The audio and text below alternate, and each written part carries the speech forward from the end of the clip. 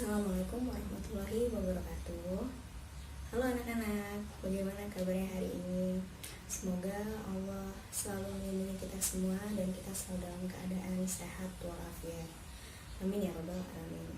Pada kesempatan kali ini kita akan membahas materi tentang gerak periode atau gerak periodik pada pendulum. Namun sebelum kita mulai, kita harus cari tahu dulu itu apa yang dimaksud dengan pendulum.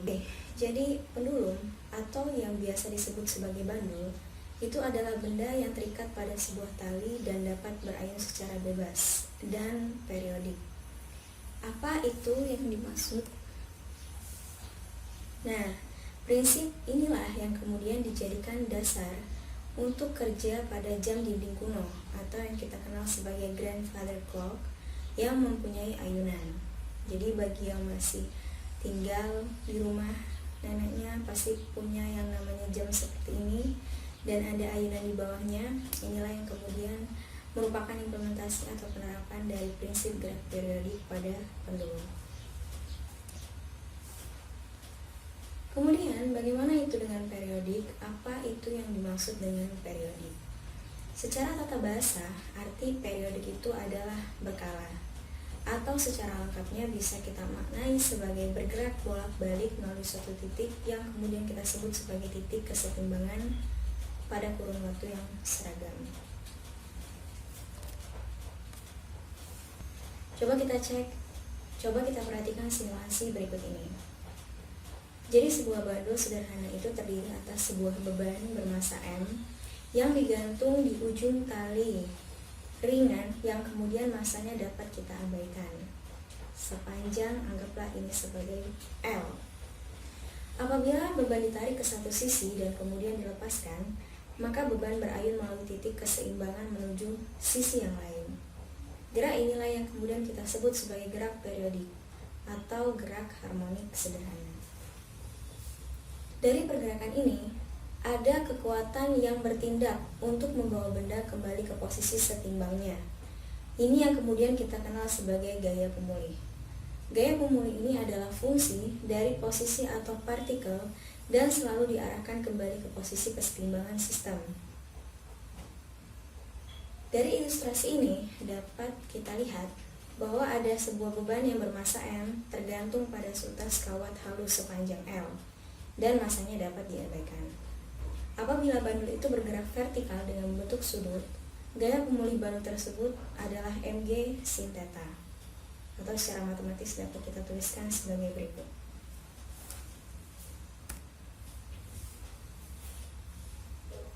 Karena ini adalah gerak harmonik sederhana atau gerak yang berosilasi, maka akan ada yang namanya besaran periode dan frekuensi.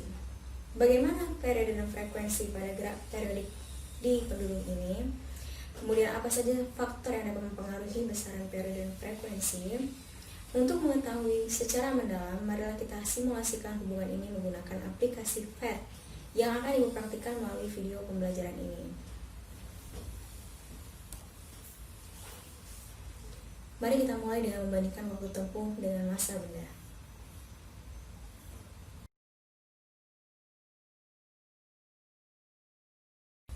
Lalu selanjutnya kita bandingkan waktu tempuh dengan panjang talinya.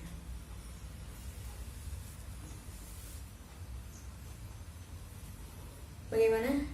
Dari simulasi tadi kita bisa lihat perbedaan antara dua kondisi yang sudah kita berikan. Agar lebih mendalam dan memahami materi ini secara menyeluruh, mari kita lakukan uji coba menggunakan panduan LKPD yang telah ibu tugaskan pada kalian.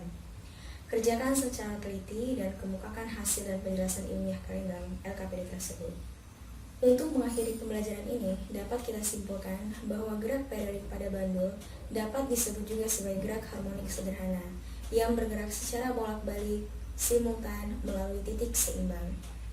Kemudian, kekuatan yang menyebabkan gerak bandul seperti itu karena diakibatkan oleh sebuah gaya yang kita sebut sebagai gaya pemulih.